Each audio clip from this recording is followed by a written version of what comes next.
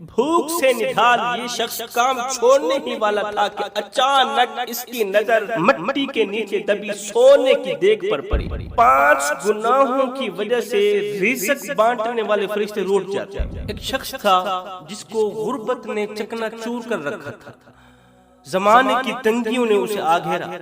یہ غریب شخص حضرت سیدنا علی المرتضیٰ شیر خدا کرم اللہ وجہ الکریم کی خدمت میں حاضر ہوا، دست ادب کو جوڑ کر عرض گزار ہوا، حضرت گھر میں سے تنگیاں، پریشانیاں، غربت ختم کرنے کا کوئی عمل بتا دے۔ غربت نے مجھے جکڑ رکھا ہے، غربت نے میرے گھر کو اپنی دلدل میں پھنسا رکھا ہے، اس دلدل سے نکلنے کا کوئی راستہ بتا دیں، کوئی عمل بتا دیں۔ یہ سن کر حضرت سیدنا علی المرتضیٰ شیر خدا کرم اللہ وجہ الکریم نے فرمایا ایاک نعبد و ایاک نستعین پڑھا کرو۔ اللہ تعالیٰ نے اس آیت کی بدولت لاکھوں بھکاریوں کو بادشاہ بنا دیا۔ ایاک نعبد و ایاک نستعین، اللہ تعالیٰ نے اس آیت کے صدقے سے لاکھوں کنگالوں کو اس قدر مالا مال بنایا، اس قدر مالا مال کیا کہ بڑے بڑے امیر لوگ ان کی امیری پر رشک کرنے لگے، بڑے بڑے بادشاہ لوگ ان کی امیری پر رشک کرنے لگے اور ان کی امیری کا راز جاننے لگے، راز پوچھنے لگے کہ آخر تم لوگوں نے کون سا ایسا عمل کیا کہ اللہ تعالیٰ نے تمہیں اس قدر مالا مال کیا کہ بڑے بڑے بادشاہ تمہاری امیری پر رشک کر رہے ہیں۔ حضرت علی فرماتے ہیں جب میں نے ان کی امیری کا راز جانا تو انہوں نے مجھے بتایا کہ ہم ایاک نعبد و ایاک نستعین کثرت سے پڑھا کرتے تھے۔ ایاک نعبد و ایاک نستعین جیسی چھوٹی سی آیت نے ہم کنگالوں کو مالا مال کر دیا۔ حضرت سیدنا علی المرتضیٰ شیر خدا کرم اللہ وجہ الکریم فرماتے ہیں جو شخص یہ چھوٹی سی آیت پڑھتا ہے ایاک نعبد و ایاک نستعین، آسمان سے 2 فرشتے زمین پر اترتے ہیں، اس شخص کے بالکل سامنے کھڑے ہو کر کہتے ہیں اللہ سے مدد مانگنے والوں کے لیے خوشخبری ہو۔ جو اللہ سے مدد مانگتے ہیں نا، بے شک اللہ کی سوا کوئی کسی کا مددگار نہیں، اللہ کی سوا کوئی تمہاری خالی جھولیوں کو بھرنے والا نہیں، اللہ کی سوا کوئی تمہاری پریشانیوں کو دور کرنے والا نہیں، اللہ کی سوا کوئی تمہیں رزق وسیع عطا کرنے والا نہیں۔ جب بھی مانگنا اللہ سے مانگنا۔ جب انسان ایاک نعبد و ایاک نستعین پڑھتا ہے تو آسمان سے 2 فرشتے اتر کر کہتے ہیں اللہ سے مدد مانگنے والوں کے لیے خوشخبری ہو۔ حضرت سیدنا علی المرتضیٰ شیر خدا کرم اللہ وجہ الکریم نے فرمایا اے بندہ خدا، اگر تم چاہتے ہو کہ 7 نسلوں تک رزق ختم نہ ہو، تمہاری 7 نسلوں تک مال ختم نہ ہو، رزق ختم نہ ہو، تو فرمایا 24 گھنٹوں میں سے صرف 40 منٹ نکال۔ وہ 40 منٹ جو تنہائی کا وقت ہو، تنہائی کے وقت میں ایاک نعبد و ایاک نستعین ایسی کیفیت میں پڑھنا، اس انداز میں پڑھنا، ایسے وجدان سے پڑھنا کہ رونگٹے کھڑے ہو جائیں، اور پھر دل کے اندر کے درد، دل کے اندر کے غم، دل کے اندر کے دکھ اللہ کے حضور پیش کرتے ہوئے اپنی آنکھوں سے آنسو بھی بہا لینا۔ 24 گھنٹوں میں سے صرف 40 منٹ نکال کر، وہ 40 منٹ جو تنہائی کا وقت ہو، تنہائی کے وقت میں بیٹھ کر، تنہائی میں بیٹھ کر ایاک نعبد و ایاک نستعین ایسی کیفیت، ایسے وجدان میں پڑھنا کہ رونگٹے کھڑے ہو جائیں، اور پھر اپنے اندر کے درد، اپنے اندر کے غم روتے ہوئے، گڑ گڑاتے ہوئے اللہ کے حضور پیش کرنا۔ پھر دیکھنا اللہ تعالیٰ تمہیں کس قدر مالا مال کرتا ہے۔ اس غریب شخص نے کہا حضرت یہ عمل کتنے دن کا ہے؟ فرمایا یہ علی سے مت پوچھو، یہ اپنے دل سے پوچھ لینا کہ کب شروع کرنا ہے، کب ختم کرنا ہے۔ جب تمہارا دل چاہے عمل چھوڑ دے۔ اب خالی دامن میں عمل کا تحفہ لے کر یہ غریب شخص اپنے غریب خانے کو چلا گیا۔ 18 سال مسلسل یہ آیت پڑھتا رہا، ایاک نعبد و ایاک نستعین۔ 18 سال بعد اس کی غریب بیوی بول ہی پڑی کہ تمہیں یہ عمل بتلانے والا، یہ وظیفہ دینے والا تمہارا مرشد کریم تو اس دنیا فانی سے رخصت ہو گیا ہے، لیکن عمل کرنے والا، یہ وظیفہ پڑھنے والا ابھی سے مالا مال نہیں ہوا، ابھی تک مالا مال کیوں نہیں ہوا؟ اس شخص نے کہا چپ کر، خاموش ہو جا، مجھے پکا یقین ہے حسن و حسین کے بابے نے کہا تھا، حسن و حسین کے بابے نے مجھے کہا تھا یہ عمل کرتے رہنا، ایاک نعبد و ایاک نستعین پڑھتے رہنا، اللہ تعالیٰ تمہیں اس قدر مالا مال کرے گا، اس قدر رزق وسیع عطا کرے گا کہ 7 نسلوں تک یہ رزق ختم نہیں ہوگا۔ اور مجھے پکا یقین ہے حضرت علی نے جو کہا تھا وہ ہوگا، اور میری زندگی میں ہی ہوگا، میرے جیتے جی ہی ہوگا، جلد اللہ تعالیٰ مجھے رزق وسیع عطا کرنے والا۔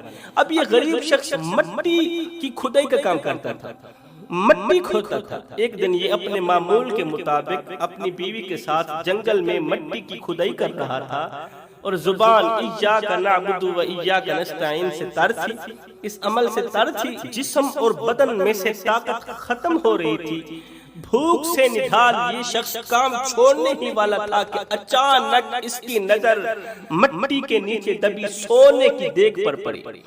یہ کام چھوڑنے ہی والا تھا، اچانک اس غریب کی نظر مٹی کے نیچے دبی سونے کی دیگ پر پڑی۔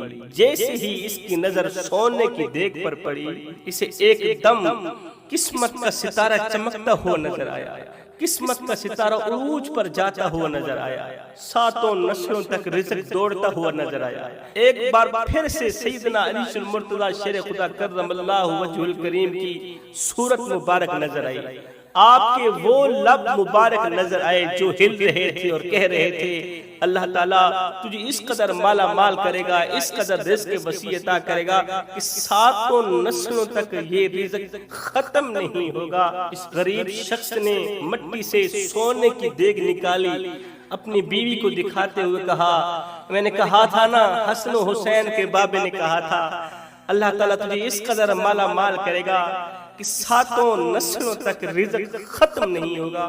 اب بڑے بڑے لوگ اس کی امیری پر رشک کرنے لگے، بڑے بڑے بادشاہ اس کی امیری پر رشک کرنے لگے اور راز جاننے لگے، اس کی امیری کا، مال دولت مند بننے کا راز معلوم کرنے لگے۔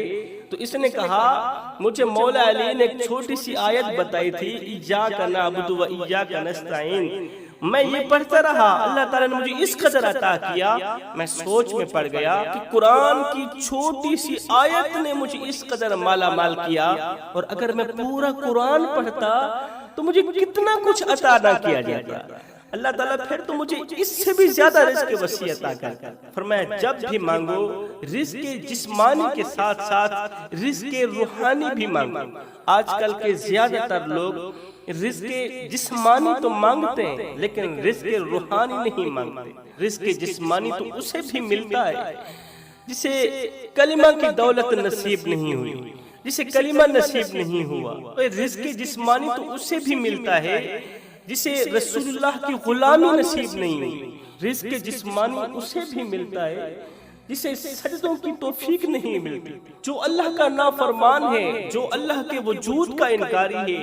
رزق جسمانی تو اسے بھی ملتا ہے جو آخرت پر یقین نہیں رکھتا، جو آخرت پر ایمان نہیں رکھتا۔ اس لیے دعا کیا کرو اے اللہ ہمیں رزق جسمانی کے ساتھ ساتھ رزق روحانی بھی عطا کر۔ کہیں ایسا نہ ہو کہ میری نسلوں میں دولت تو ہو، مال تو ہو، پیسہ تو ہو، مگر تیرا نام نہ ہو۔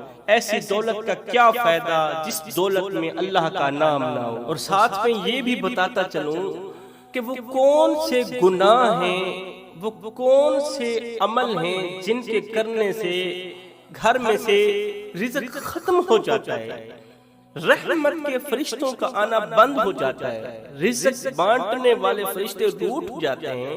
5 گناہوں کی وجہ سے رزق بانٹنے والے فرشتے روٹھ جاتے ہیں۔ جن گھروں میں یہ 5 گناہ بڑے شوق سے کیے جاتے ہوں وہ گھر جلد از جلد غربت کی دلدل میں پھنس جاتے ہیں۔ ان گھر میں رہنے والے لوگوں پر شیطان اس قدر خوش ہوتا ہے، اس قدر خوش ہوتا ہے کہ وہ ان کے گھروں میں چٹائی بچھا کے ڈیرا ڈال دیتا ہے، سو جاتا ہے، مزے کی نیند خراٹے مارتا ہے، پھر دونوں بھائیوں کو آپس میں لڑاتا رہتا ہے، دونوں بھائیوں کو آپس میں جھگڑاتا رہتا ہے، گھر کے اندر پریشانی چھوڑ دیتا ہے، گھر کے اندر آگ بھڑکا دیتا ہے۔ وہ کون سے 5 گناہ ہیں جو انسان کو غربت کے سمندر میں ڈبو کے رکھ دیتے ہیں، اور ان گناہوں سے بچنا چاہیے، ان گناہوں سے سخت نفرت کرنی چاہیے، ان گناہوں سے جلد از جلد اللہ سے توبہ کرنی چاہیے۔ وہ کون سے 5 گناہ ہیں؟ فرمایا نمبر 1، جس گھر کی دہلیز پر بوڑھے والدین کی آنکھوں سے آنسو نکلتے ہیں، جس گھر کی دہلیز پر بوڑھے والدین اولاد کی وجہ سے پریشان رہتے ہیں، اولاد کی وجہ سے ہر وقت پریشانی کی دلدل میں پھنسے رہتے ہیں، اولاد کی وجہ سے ہر وقت روتے رہتے ہیں، جس گھر میں رہنے والی اولاد والدین کو ان کی غربت کے تانے دیتی ہو۔ آج کل کا نوجوان اپنے بوڑھے باپ کو کہتا ہے، وہ بوڑھے بتا تو صحیح تو نے ہمارے لیے کون سے مربے بنائے، کون سی جائیدادیں بنائے؟ وہ خدا بخش مرا تھا، اپنی اولاد کے لیے مربے چھوڑ کے گیا، جائیدادیں چھوڑ کے گیا، زمینیں چھوڑ کے گیا۔ وہ بوڑھے بتا تو صحیح تو نے ہمارے لیے کیا کچھ چھوڑا؟ میں نے کہا، وہ نادان، تیرے بوڑھے باپ نے غربت میں آ کے اپنے منہ سے نوالے نکال نکال کے تیرے منہ میں ڈالتا رہا، اپنی رگوں سے خون نکال نکال کے تیری رگوں میں ڈالتا رہا، یہاں تک کہ خود کمزور ہوتا گیا، تجھے طاقتور بناتا گیا، خود کمزور ہو بیٹھا، بوڑھا ہو بیٹھا، تجھے جوان کر دیا۔ آج تو جوان ہی کیا ہوا، افسوس تیری جوانی پر، آج تو جوان ہی کیا ہوا کہ بوڑھے ماں باپ کو تانے دینے لگا۔ وہ بوڑھے بتا تو صحیح تو نے ہمارے لیے کون سے مربے بنائے، کون سی جائیدادیں بنائی؟ میں نے کہا، نادان، اگر تو سمجھدار ہے، اگر تو صاحب عقل ہے، اگر اللہ نے تجھے عقل سلیم جیسی دولت عطا کی ہے، تو پھر سن، تیری جوانی ہی تیرے بوڑھے باپ کے لیے سب سے بڑا خزانہ ہے، تیری جوانی ہی تیرے بوڑھے باپ کے لیے سب سے بڑی دولت ہے۔ اس کی دولت تو ہے، بوڑھے والدین کی دولت، بوڑھے والدین کا خزانہ، ان کی پراپرٹی تو ہے، اور تو بدبخت کہہ رہا ہے کہ تم نے ہمارے لیے اکٹھا ہی کیا کیا، تم نے ہمارے لیے کون سے مربے بنائے؟ فرمایا جس گھر میں اولاد کی وجہ سے بوڑھے والدین ذلیل ہو رہے ہیں، بوڑھے والدین کی عزت کے جنازے نکالے جا رہے ہیں، زندگی میں کوئی ایسا کارنامہ سر انجام مت دینا کہ تمہارے کالے کرتوت کی وجہ سے، تمہاری گھٹیا حرکت کی وجہ سے، تمہارے گھٹیا گناہ کی وجہ سے تمہارے بوڑھے باپ کی عزت والی پگڑی کسی کمینے کے پاؤں تلے نہ روندی جائے۔ اگر ایسا ہوا تو یاد رکھنا، اللہ تعالیٰ تمہیں دنیا میں تباہ و برباد کر دے گا، تمہیں ذلیل و خوار کر کے رکھ دے گا۔ زندگی کے کسی بھی موڑ پر تمہیں عزت کا کوئی لمحہ نصیب نہیں ہوگا، عزت کا ایک سیکنڈ بھی نصیب نہیں ہوگا، تمہیں عزت نہیں ملے گی۔ والدین کو عزت دینے والوں کو خود خدا عزت دیتا ہے۔ والدین کیا کہ جی کرنے والوں کو، والدین کا حکم ماننے والوں کو، والدین کے احکامات کی پیروی کرنے والوں کو، والدین کی خدمت کرنے والوں کو، ان کے پاؤں دبانے والوں کو، ان کے سر دبانے والوں کا تذکرہ اللہ تعالیٰ فرشتوں میں بیٹھ کے کرتا ہے۔ ایسے نیک نوجوانوں کے تذکرے اللہ تعالیٰ فرشتوں میں بیٹھ کے کرتا ہے، کیونکہ اللہ فرماتا ہے فَاذْكُرُونِي أَذْكُرْكُمْ، تم مجھے یاد کرو، تم میرے حکم کی پیروی کرو، میں فرشتوں میں بیٹھ کے تمہارے تذکرے چھیڑوں گا، تمہاری تعریفیں بیان کروں گا۔ فرماتے ہیں والدین کو دکھ دینے والا، درد دینے والا شخص زندگی میں کبھی بھی سکھ کی سانس نہیں لے پائے گا، غربت کے دلدل میں پھنسا ہی رہے گا۔ دوسرا گناہ جو بہت بڑا گناہ ہے وہ ہے اپنے گھر کو قبرستان بنائے رکھنا، گھر کی دہلیز پر نماز نہ پڑھنا، قرآن کی تلاوت نہ کرنا، قیام نہ کرنا، رکوع سجود نہ کرنا، گھر کی دہلیز پر اللہ رسول کا نام نہ لینا، یہ بہت بڑا گناہ ہے۔ ایسا کرنے سے رحمان ناراض اور شیطان خوش ہوتا ہے۔ شیطان ایسے گھر کی دہلیز پر بستر بچھا کے ڈیرا ڈال دیتا ہے۔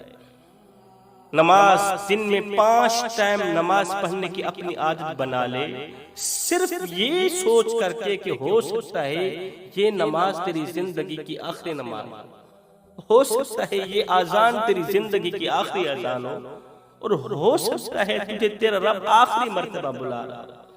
تیسرا گناہ جو بہت بڑا گناہ ہے، کسی بھی عورت پر ظلم کرنا، گھر میں رہنے والی کسی بھی عورت پر ظلم کرنا۔ 4 روپ ہیں عورت کے، عورت ماں ہے، بہن ہے، بیٹی ہے، عورت بیوی ہے۔ ان 4 روپوں میں کسی بھی عورت کو مارنا، پیٹنا، گالیاں دینا، تانے دینا، ان کی آنکھوں سے آنسو نکالنا، یہ بہت بڑا گناہ ہے۔ ایسا کرنے سے بھی رحمت کے فرشتوں کا آنا بند ہو جاتا ہے، رزق بانٹنے والے فرشتوں کا آنا بند ہو جاتا ہے۔ چوتھا گناہ جو بہت بڑا گناہ ہے وہ ہے اللہ کے سوا کسی غیر کے آگے جا کر بھیک مانگنا، کسی غیر کے آگے جا کر ہاتھ پھیلانا، خیرات مانگنا۔ اللہ فرماتا ہے درختوں کے پتوں کے برابر گناہ کرو میں رب تمہیں معاف کر دوں گا۔ اتنے گناہ کرو کہ زمین بھر جائے، آسمان بھر جائے، میں رب پھر بھی تمہیں معاف کر دوں گا۔ تم ایک بار توبہ کا لفظ بولو گے، توبہ کا الفاظ بولو گے، مجھ سے صلح کرنے کے لیے پختہ توبہ کرو گے، میں رب تمہیں معاف کر دوں گا، مگر 2 گناہ کبھی بھی معاف نہیں کروں گا۔ 2 چیزوں پر کبھی بھی میری تم سے صلح نہیں ہو پائے گی۔ نمبر 1، یہ 3 انچ کی پیشانی کسی غیر کے آگے مت جھکانا۔ جب بھی جھکانا میں رب کے آگے جھکانا، میں رب کے سوا کسی غیر کے آگے مت جھکانا۔ اگر جھکاؤ گے تو یاد رکھنا میں تمہیں تباہ و برباد کر دوں گا، میں تمہیں اجاڑ کے رکھ دوں گا۔ دوسرا گناہ جو بہت بڑا گناہ ہے، والدین کو دکھ دینا، والدین کو درد دینا، ان کی آنکھوں سے آنسو نکالنا۔ 5واں گناہ گھر میں رزق اٹھانے والا، گھر میں سے برکت کو ختم کرنے والا، گھر میں پریشانیاں لانے والا، تنگیاں لانے والا۔ جو 5واں گناہ ہے وہ ہے مال کے ہونے کے باوجود بھی اللہ نے مال دیا، دولت دی، پیسہ دیا، روٹی دی، سب کچھ دیا، مال کے ہونے کے باوجود بھی دروازے پر آئے کسی پیاسے کو پانی نہ پلانا، کسی بھوکے کو کھانا نہ کھلانا، کسی ضرورت مند کی ضرورت کو پورا نہ کرنا۔ اللہ فرماتا ہے تم دوسروں کے لیے خوشحالیاں پیدا کرو، تم دوسروں کی مدد کرو، میں فرشتے بھیج کر تمہاری مدد کروں گا۔ اس وقت مدد کروں گا جب میرے سوا کوئی بھی تمہاری مدد کرنے والا نہیں ہوگا۔ غریبوں کی مدد کیا کریں، غریبوں کی مدد کرنے والا شخص زندگی میں کبھی غریب نہیں ہوگا۔ انگور کا پہلا دانہ کھاتے ہی میرے آقا علیہ الصلوۃ والسلام مسکرا پڑے۔ تو میرے حضور علیہ الصلوۃ والسلام نے پہلا دانہ کھایا، دوسرا دانہ اٹھایا، وہ بھی منہ میں رکھا، پھر بھی مسکرا پڑے۔ وہ جو غریب دیہاتی تھا جو انگور لے کے آیا تھا، وہ خوشی سے نہال ہو گیا، باغ بہار ہو گیا۔ اس کا تو آج عید کا دن تھا، کیونکہ میرے حضور علیہ الصلوۃ والسلام کی عادت کریمہ تھی، آپ کی عادت مبارک تھی کہ جب بھی کوئی ہدیہ آتا، جب بھی کوئی چیز کھانے کے لیے آتی تو میرے آقا علیہ الصلوۃ والسلام سب سے پہلے سامنے بیٹھنے والوں کو دیتے، سب سے پہلے صحابہ کو دیتے، پہلے آگے والوں کو تقسیم کرتے، پھر آخر میں خود کھاتے میرے آقا علیہ الصلوۃ والسلام۔ آج تو خلاف معمول کام ہو رہا ہے۔ جیسے ہی غریب دیہاتی انگور لے کے آیا، اس نے سمجھا تھا کہ پہلے تو آقا علیہ الصلوۃ والسلام صحابہ کو دیں گے، پھر خود تناول فرمائیں گے، لیکن میرے حضور علیہ الصلوۃ والسلام نے اس غریب دیہاتی کی دعوت اس طرح قبول فرمائی۔ پہلا دانہ اٹھایا، منہ میں رکھا، مسکرا پڑے، دوسرا دانہ اٹھایا، منہ میں رکھا، مسکرا پڑے، تیسرا دانہ اٹھایا، منہ میں رکھا، مسکرا پڑے۔ یہ غریب دیہاتی خوشی سے باغ بہار نہال ہوتا جا رہا ہے۔ ایک ایک کر کے میرے حضور علیہ الصلوۃ والسلام نے سارے کے سارے دانے کھا دی۔ اب صحابہ بڑے ہی تعجب میں پڑ گئے، سوچ میں مصروف، کہ آقا علیہ الصلوۃ والسلام کی عادت مبارکہ تھی کہ جب بھی کوئی چیز آتی سب سے پہلے آقا علیہ الصلوۃ والسلام صحابہ کو تقسیم کرتے، پھر خود کھاتے۔ آج تو خلاف معمول کام ہو رہا ہے، آج تو خلاف عادت کام ہو رہا ہے۔ جب میرے حضور علیہ الصلوۃ والسلام نے سارے دانے کھا دی، آج تو اس غریب کے لیے عید الفطر کا دن تھا، آج تو اس غریب کے لیے عید الاضحیٰ سے بھی بڑھ کر عید کا دن تھا۔ یہ خوشی سے باغ بہار ہوتا ہوا خوشی سے نہال ہوتا ہوا گھر کی طرف چلا گیا۔ جب میرے حضور علیہ الصلوۃ والسلام نے سارے دانے کھا لیے تو یہ دیہاتی خوشی خوشی گھر چلا گیا۔ پیچھے صحابہ بولی پڑے، حضور قربان جائے آپ کے نام پر، آپ کی شان پر، آپ کی تو عادت کریمہ تھی، آج تو خلاف معمول کام ہو گیا، آج تو ایک نیا کام ہو گیا۔ میرے آقا علیہ الصلوۃ والسلام نے فرمایا صحابہ وہ کون سا کام ہو گیا؟ کہنے لگے حضور قربان جائے آپ کے نام پر، آپ کی شان پر، آپ کی عادت مبارکہ تھی کہ جب بھی کوئی چیز آتی کھانے کے لیے تو آپ سب سے پہلے ہمیں تقسیم کرتے، آج آپ نے خلاف معمول ہمیں تقسیم نہیں کیا، ہم سے تو پوچھا تک نہیں ہے، سارے کے سارے دانے آپ کھا لی، سارے کے سارے انگور آپ نے تناول فرما دی، ہمیں تو آج آپ نے پوچھا ہی نہیں، ہم تو انتظار میں تھے۔ ابھی حضور علیہ الصلوۃ والسلام ہم سے پوچھیں گے میاں کسی نے انگور کھانے یا نہیں کھانے؟ حضور آج آپ نے تو پوچھا ہی نہیں ہے۔ آگے میرے حضور علیہ الصلوۃ والسلام نے جو جواب دل کے کانوں سے سنے، جان میں جان آ جائے گی، سینہ ٹھنڈا ہو جائے گا۔ میرے آقا علیہ الصلوۃ والسلام نے فرمایا صحابہ جب وہ غریب دیہاتی انگور لے کے آیا تھا خوشی خوشی، میں نے پہلا انگور اٹھایا منہ میں رکھا، مسکرا دیا، وہ خوشی سے باغ بہار ہوتا گیا، خوشی سے نہال ہوتا گیا، اس کی جان میں جان آتی گئی۔ میں نے دوسرا انگور اٹھایا کھایا، یہاں تک کہ میں نے سارے انگور اٹھائے کھا دی، اس غریب دیہاتی کی جان میں جان آتی رہی، وہ خوشی سے نہال ہوتا گیا۔ صحابہ تم سے انگور کھانے کو نہ کہنے کی وجہ اصل میں یہ تھی کہ جو غریب دیہاتی انگور لے کے آیا تھا وہ سارے کے سارے انگور کھٹے تھے، وہ کھانے کے قابل نہیں تھے۔ جب میں نے ایک انگور اٹھایا منہ میں رکھا، انگور کھٹا تھا، میں مسکرا پڑا۔ میں نے دوسرا انگور اٹھایا منہ میں رکھا، انگور کھٹا تھا، میں مسکرا پڑا۔ میں تو اس غریب دیہاتی کی خوشی کو دیکھتا گیا، جب بھی میں انگور کھاتا اس کی جان میں جان آ جاتا۔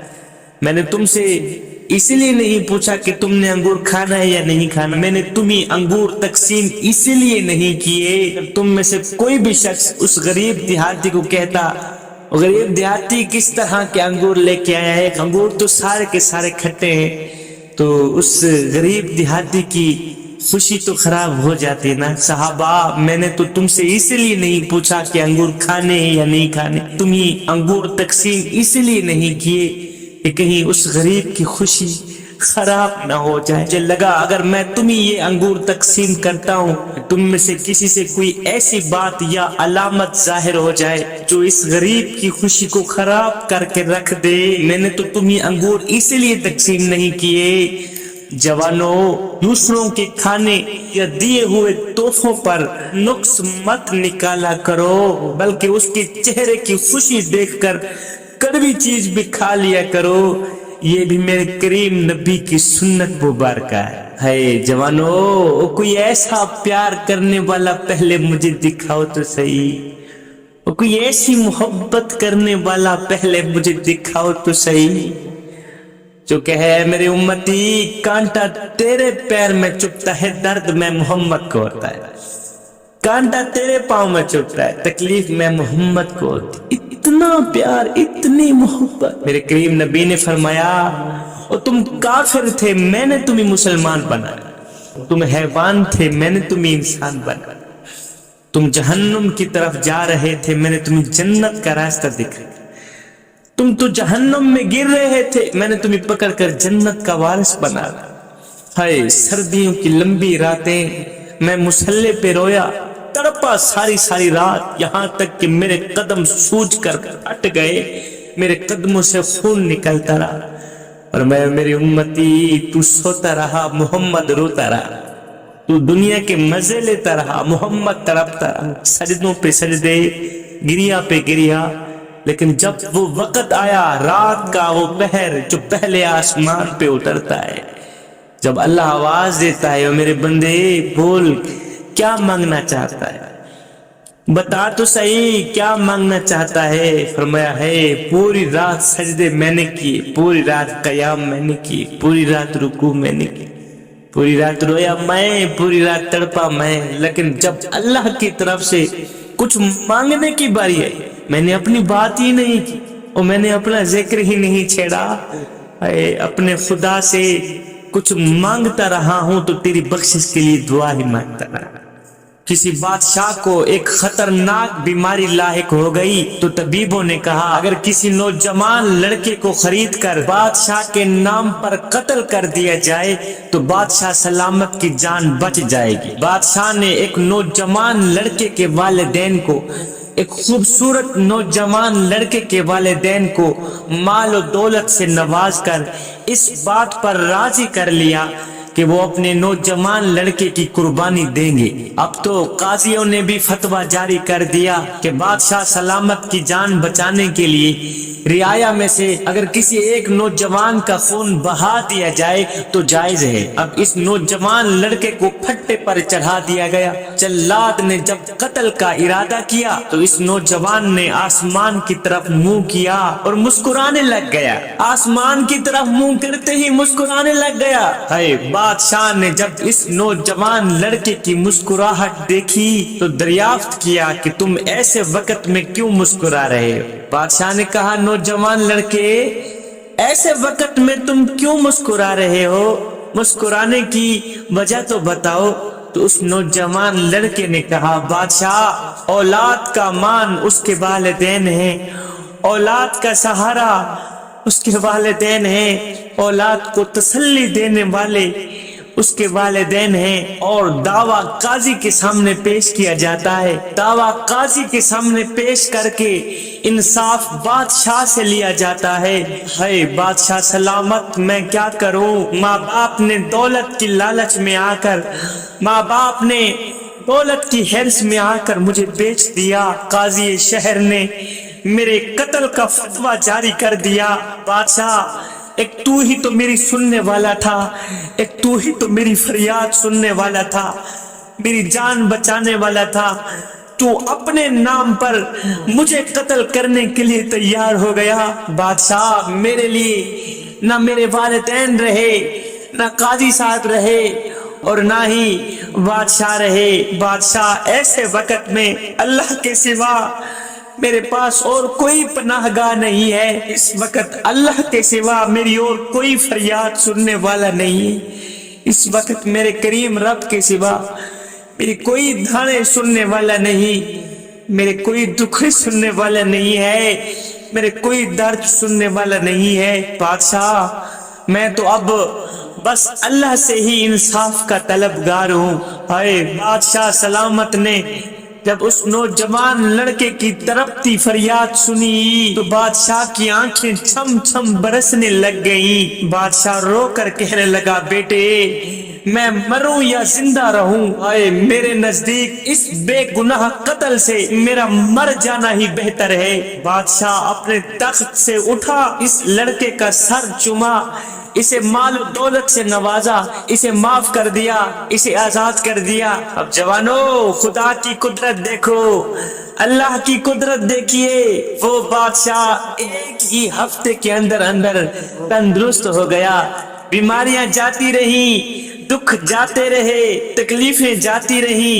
एक हफ्ते के अंदर अंदर ये बादशाह सेहतमंद हो गया। हजरत शेख सादी अलैहिर्रहमा इस हिकायत में आप बयान करते हैं कि अगर कोई बंदा सही मानों में अल्लाह पर भरोसा रखे और अल्लाह को याद करे तो अल्लाह बुरे वक्त में उसकी मदद फरमाता है। मेरे अल्लाह का फरमान है, लोगों तुम मुझसे मदद मांगो तुम्हारी मदद करूंगा, तुम मुझसे दुआ मांगो मैं तुम्हारी दुआ कबूल करूंगा, और बेशक मैं ही तुम्हारी दुआओं को सुनने वाला हूं, बेशक मैं ही तुम्हारे दुखों को सुनने वाला हूँ, तुम्हारी फरियादों को सुनने वाला हूँ। जवानों, आ जाओ उस करीम रब की चौखट पर जहाँ इज्जत ही इज्जत है।